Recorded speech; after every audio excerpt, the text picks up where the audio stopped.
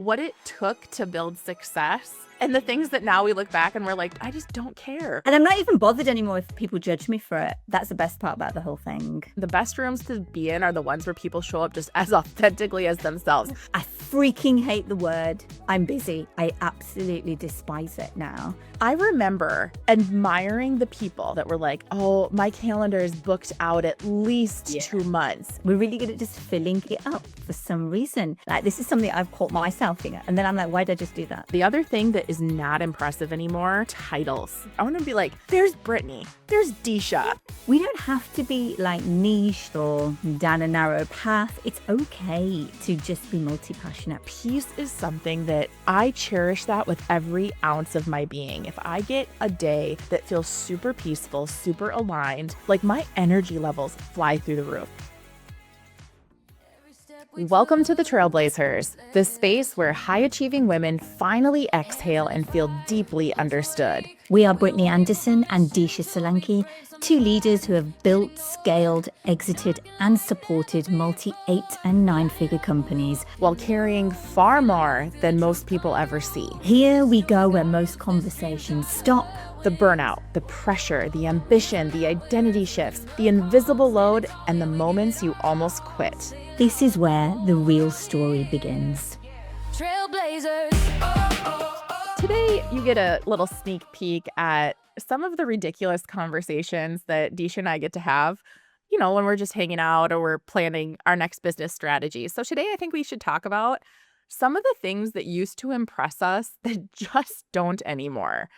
Like, Disha, I don't know. This is a topic, I feel like we talk about this indirectly all the time. And we hear this from more and more women of like what it took to build success and the things that now we look back and we're like, I just don't care. There's loads of them. Where do we begin? Like, one of them is walking to a room and having to be suited and booted. I kind of like hanging out, unfortunately, in just me. I really like my white trainers, pumps, whatever you want to call them, my comfy trousers and a top.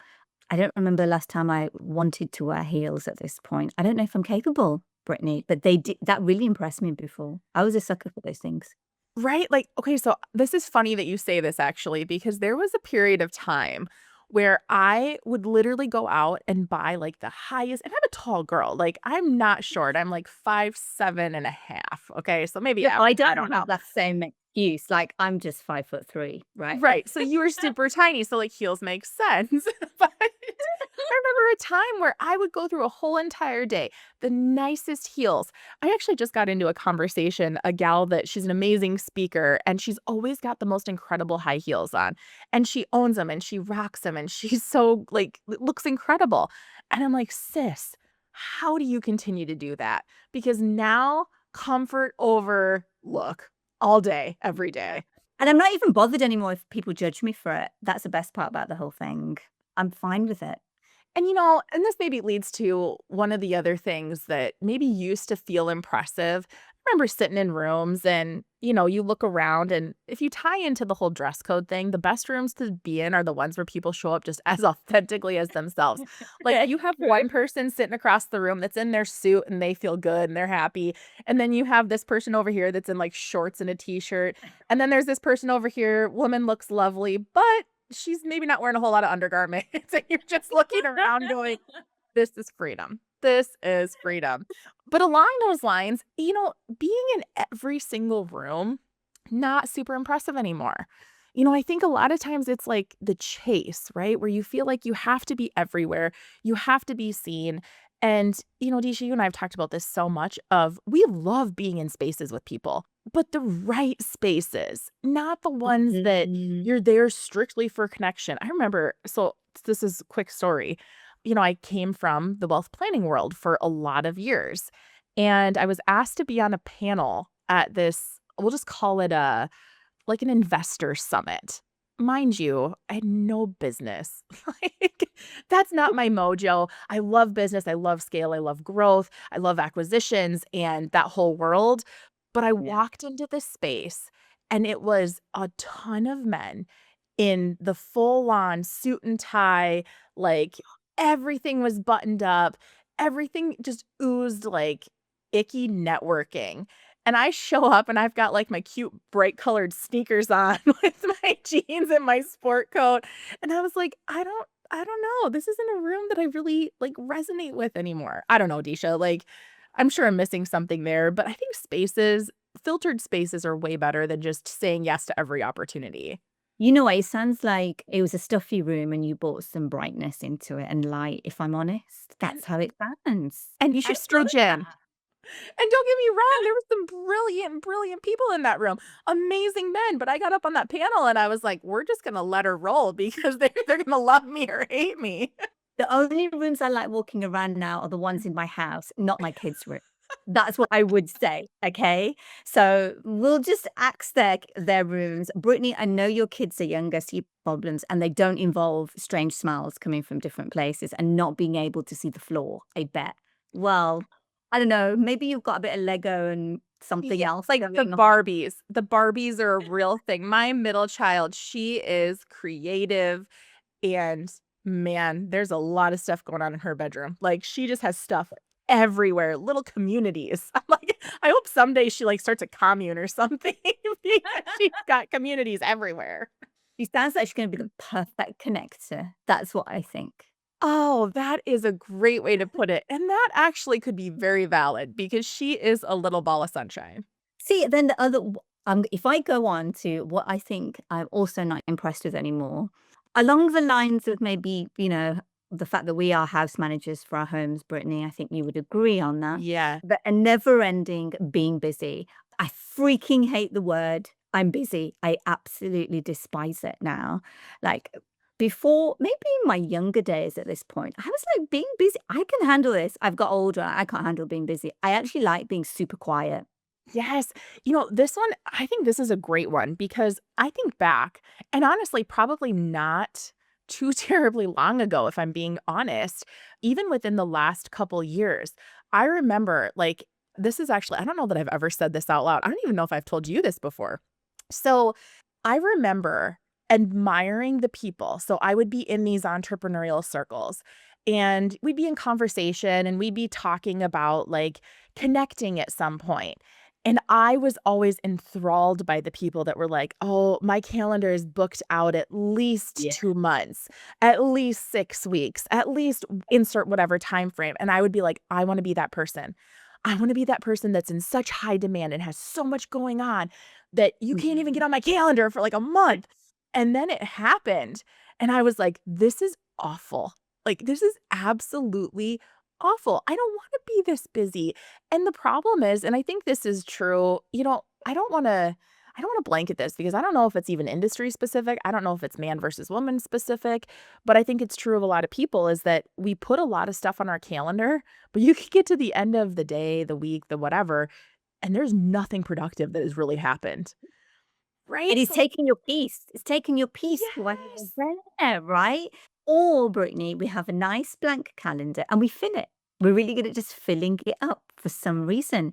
Like this is something I've caught myself doing. And then I'm like, why did I just do that? That's exactly what I hate doing. Why is it all full again? Yep, we are our own worst enemy, which is why calendar delegation is both a beautiful thing and a curse because on part of it, I'm like, no, I want control. I want control of my life. Please, gosh, give me control of my life.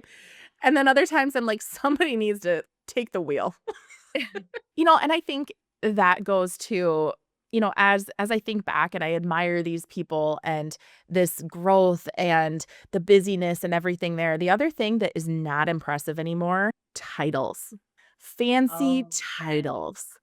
You know, and I think when I walk into a room, I don't want people to be like, "Oh, there's a CEO or there's the highly sought after entrepreneur." I want to be like, "There's Brittany, there's Disha." Yep.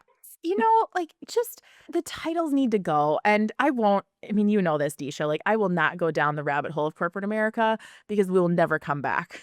We'll never come back from it. But the Hmm. titles, like, how can we create a business world where that doesn't matter?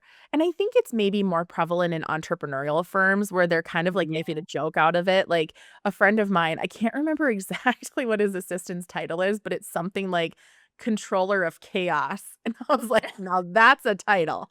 That's a good one. I actually love that title. It says exactly what she does on the tin. Amen to that. It is so true. So we just need to let go of this like fancy nonsense. I don't know. And we're probably going to get some hate for this because there's amazing people that value the title of CEO that have worked really, really hard to get there. So we want to honor that where you're at and what you had to do to make that happen and the pain and the anguish and all those things that came with that. So if you want to own your title, sis, like that's good on you, right? Like Mm, we are not taking away from that, but for us, it's like, it doesn't really matter. I wanna know who you are as a person. I don't really care. And I think about, Disha, like our trailblazers community. We don't really care when people come in and they, get introduced to us and they start meeting the group. The first thing that we say is not, "Hey, what's your title?" It's like, I don't "Tell us even something you've never told anybody." That's what we wanna know. know. And actually, I don't know if I know the titles of most of them now that I think about it. And I don't know if it's because we are generally not interested. I'm generally just not interested. Because if I couldn't think of anything worse than when someone asks me what I do for a day job, that's the other thing. I'm like, oh no, don't ask me that question. You're not going to like the answer to it because even I can't get my words around it. The other day, I was speaking to a really amazing lady, and what I had to say is I'm multi-passionate. Right, and I read it in Marie Forleo's book, it's all Yes. figurative, and actually I loved that because we don't have to be, like, niched or, put into a box or down a narrow path. It's okay to just be multi-passionate, and I don't like the word "just," so I'm gonna remove that. So, it's okay to be multi-passionate, and she actually said, "I'm gonna steal it." I was like, "Steal it. Go for it." Because you could ask me lots of things. It depends what day it is, depends what room I'm in, depends who I want to represent today, right? So I've always struggled as an entrepreneur with titles because they don't really define me as a person. The most important question is probably who is Disha, if I was honest. Mm. Okay, I have to flip a challenge back to you because I agree, and we've had this conversation on the multi-passion, and both of us are like, "Hello, ADHD entrepreneurs." Like, Yep. we love all the things, all the ideas, but the one thing I wanna say about you that I just love and value so much is that, yes, you're multi-passionate, but you are one of the best strategists I have ever met in my life. Like, you can take things and simplify them down so much, so it doesn't matter, like, which venture you're dabbling in, whether it's, business A, business B, business C, or it's even, like, running your household with your children and your husband and all of this. You are so strategic, and I think that that carries through. So if I were to put a title on you, I'd be like, "Sassy strategist." A bit like how my title for you, Brittany, is always magnetic multiplier, right? I start with something and you just go, "Phew," and like, they are all amazing Brittany, we may have to queue them all up with my strategy. And reel them in a little bit, that helps too. So I think if we flip to, like, kind of on the opposite side of the stuff that's not impressive anymore, we're looking at, really it's the past ways of doing business is the stuff that we're leaving behind. It's the nonsense rooms that you really like, you shouldn't be there. You're just there because you're told to be there or you're invited or whatever. We Mhm. talked a little bit about the busyness, the crazy work weeks, the endless calendars, the whatever. So if we flip to some of the things that really are impressive and that are exciting, and honestly, if we boil it down, it's the things that really give energy. Peace. You threw that word out earlier, Disha, how it disrupts peace, but peace is something that, like, I cherish that with every ounce of my being. If I get a day that feels super peaceful, super aligned, like my energy levels fly through the roof. And I think you're the same way. Yeah, absolutely. Energy levels fly through the roof. I think you even think clearer. Like there's so much for it, right? If you think clearer, you're a better communicator, I think, because you're not operating from a place of anxiety. Because when you're working and you're stuck to the maximum, I do think that there's like a residual anxiety there. And I find as the day goes on, the anxiety starts to build. Like, because the day hasn't ended, right? Your work day, because you're just about to drop into another part of your day, which invariably will be, in your case, ferrying kids around, sometimes in mine too, cooking meals, later on activities, all these things. And so your day hasn't really ended. And then you go back to the laptop sometimes because then we feel like we're being vengeful as This has gone all I sent to you, Brittany, right? Yes, yes, Yeah. that is true. Like, we just wasted, like, the last 4 hours of our day. We didn't waste anything. There was nothing wasted there. We Nope. just didn't have peace, and we were not peaceful with what we were doing, and we should have just been peaceful. Instead, we're going back to work, like, literally work at 9 o'clock in the evening, even though we'd been working the whole time. Mm, that is so darn true.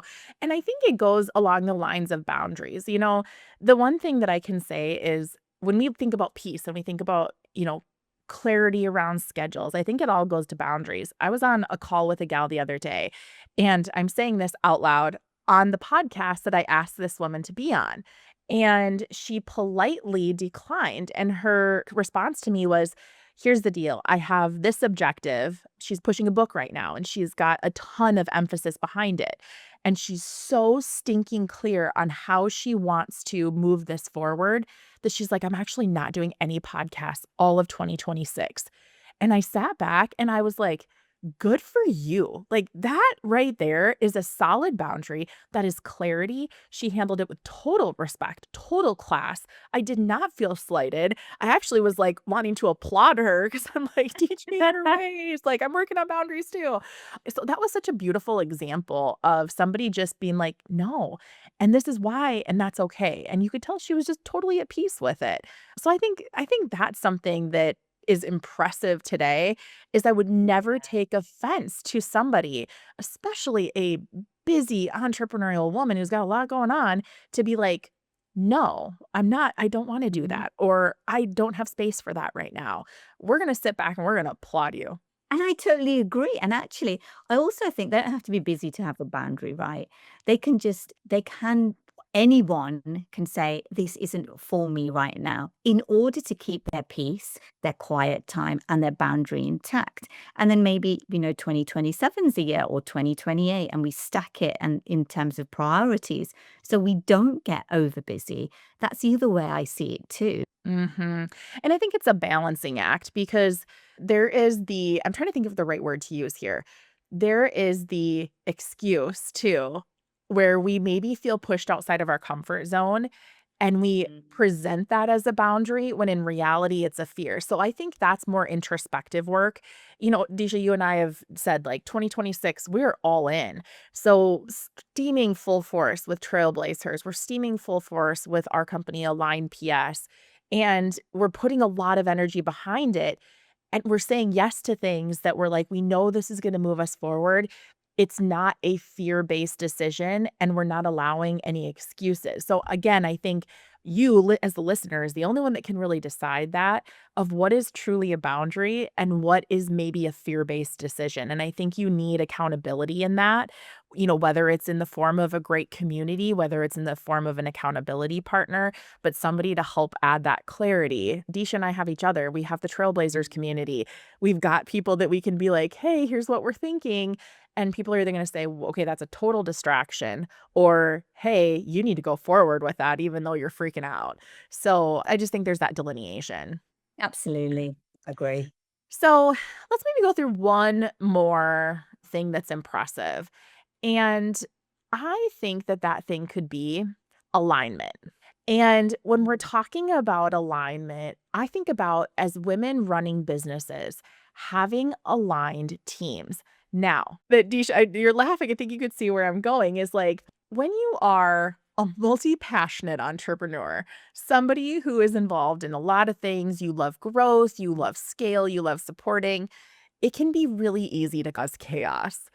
And chaos When we like creating, Brittany, we like creating. we love We're in creator mode 24/7. yes. And so if you don't have a team that is aligned to what the true vision is, and you don't have the checks and balances, that can be really dangerous because one of two things is going to happen. Everybody's going to quit, number one, because they're like, this is chaotic and this is ridiculous and there's no clarity and this person can't find peace going back. Yep. You They can have be no busy. boundaries.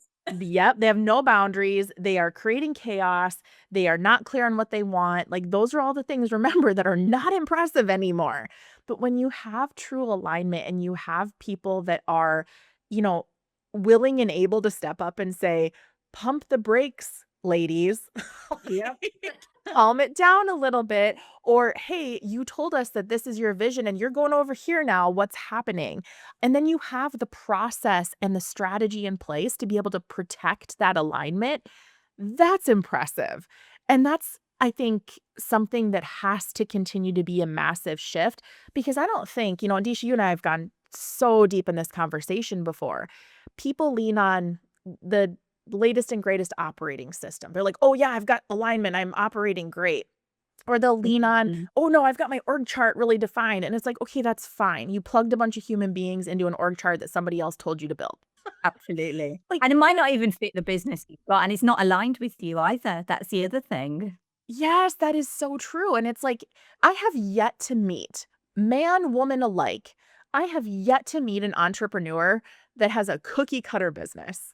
Maybe we should meet one. That could be a mission for us. Hey, you know what? That's a great point, Disha. So if you're listening to this and you're like, I have a cookie cutter business that falls in line exactly with what every process or operational system tells me, call us.